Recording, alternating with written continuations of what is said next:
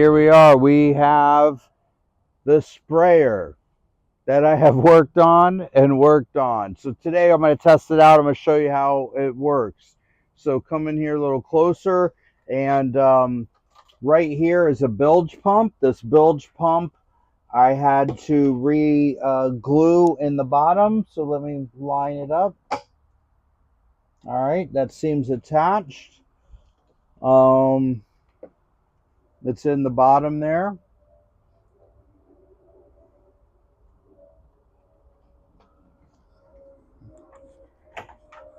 There we go. All right. Let's take it out. And before I test it, because some people wanted to know how well does it work? How do I like it spraying? But before I get into how does it spray, let me show you some of the modifications that I made. So obviously one of the modifications that I made is in here. It is the bilge pump. And so that is a 1,100 gallon per hour bilge pump. And the purpose of that is for something like sulfur and copper, which don't dissolve, to keep it agitated. Because this doesn't have an agitator, it has what's called a recirculator. So this valve will recirculate, but it doesn't recirculate while I'm actively spraying. So I decided to add that. And then when I added the bilge pump, the other thing I sort of added was this little grommet. It's just a little rubber grommet for a weed eater gas line. It runs the electrical line, and then that electrical line comes up here to this battery. I got this at Home Depot, so I sort of been, or not Home Depot, I'm sorry, Costco. It's a Costco battery. I had this little valve on for a drain valve. However, what I noticed is it barely drained any water. There was, because of the no pressure really behind it. So I think I'm going to just continue to use the cap that's here. So let me put this cap on real quick. Let's put some water in it, show you how it sprays. Move my little tank. And so for those who are curious where this came from, it came from, actually I purchased it from A.M. Leonard, but the company, and you can purchase it directly from the company, which is kind of what I may suggest. And where's my water hose at?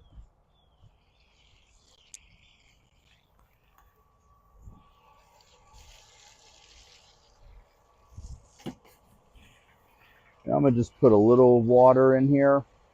But anyway, I purchased this from A.M. Leonard, but I may suggest purchasing it directly from Ag Spray Equipment. They were really nice and helpful when I called with the questions a few times. Plus, you'll get a slightly different product. And I think I'm going to just go just enough to cover the pump.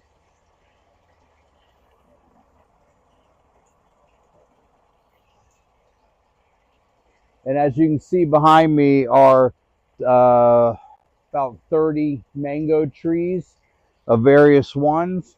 So that's why I got this larger sprayer. I was using the, if you've been find a different video, I usually use a 4-gallon Petra that's a backpack sprayer. And it's been a very good sprayer. I really liked it. However, it does not have an agitator, which means and it's 4 gallons and it's on the back.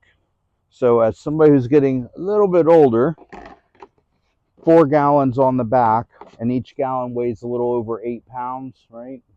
No, it's a 3-gallon sprayer, excuse me. It's a 3-gallon sprayer. Every gallon weighs a little over 8 pounds. So, and then the backpack, so it's close to 30 pounds.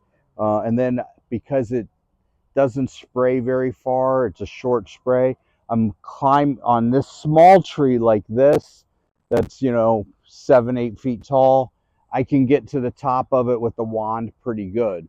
But on the large trees like this Edward tree or this Tommy tree, I can't spray with any distance.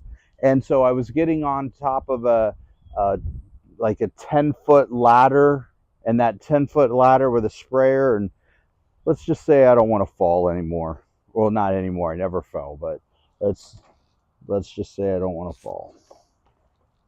All right, let me undo some of this cord. And this is the other thing I like about it. It has a 15-foot hose. So with this 15-foot hose, I can kind of move the cart somewhere and then work around the tree. So I think I'm going to go ahead and take off all the hose there.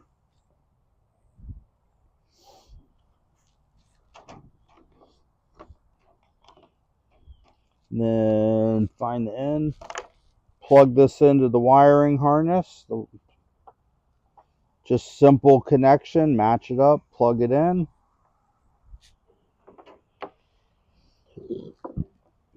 Red goes first, and red is positive.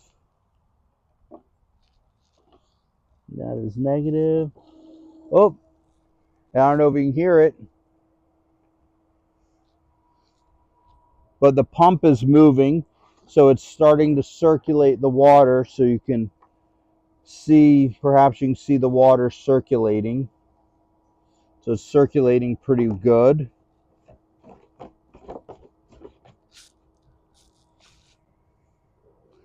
Then my hose end. And I believe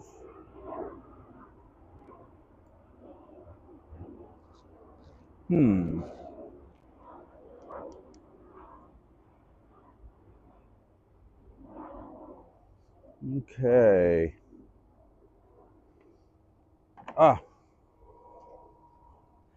It seemed like a fail.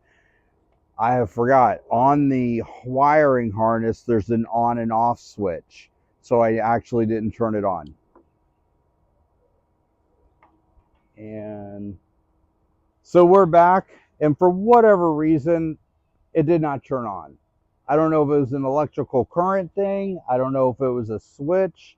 But I can tell you it's on now. So if you come over here and you can look on this side of the thing, you'll see my pressure on this is just under 100. It may go a little higher here once I spray. So let's test this out here. So this tree is about 8 foot tall. And let's see, I don't know if the camera will pick it up, but let's see. So I can stand back here and spray that tree. And as I look, the tops of the leaves, they are fully covered. They are wet. And now let's see about this tree. Now I won't be able to see the top, but now, and the wind is coming against me. So this, I wonder if I spray it with the direction of the wind here a little bit. Oh yeah. I could get up on even a small 6-foot ladder if I wanted, and this will thoroughly spray the tree.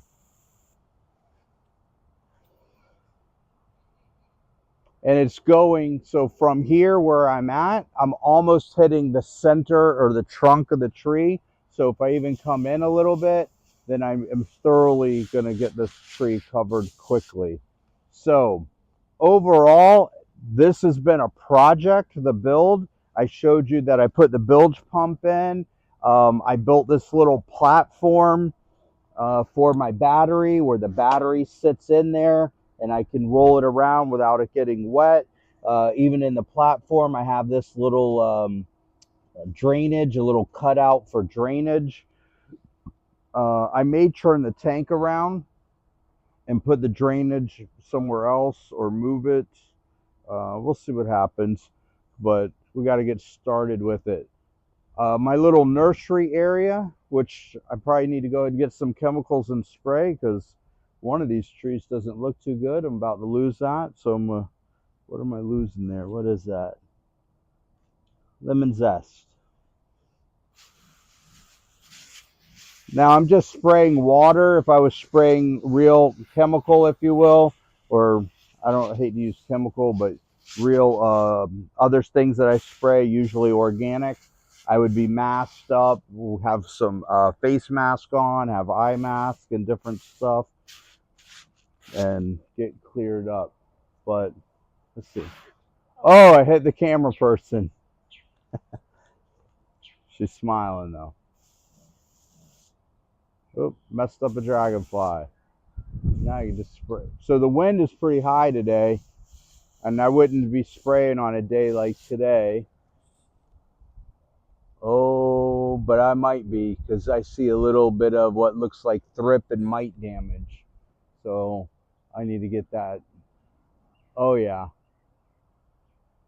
Well, I already sprayed it. It's already wet, so I don't want to spray now. I'll wait till it dries, but I'll get some of my solutions out, and we're going to spray these leaves because I don't want these trees to get damaged. So overall, I'm happy with it, but it's been a process to get here. Quite a few calls to tech support for ag spray equipment. Few trips to just getting it customized to how I would use it or how I'm going to use it. I guess everybody's different. I do like that bilge pump in there. It's just going strong.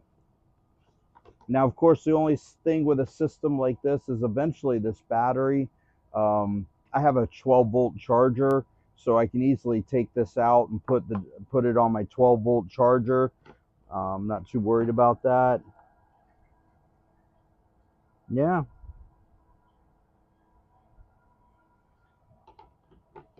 And I think what I might do is just leave this water in the tank. So when I do spray my trees, I already have some water in there. I just can add my solutions to it and then spray my trees.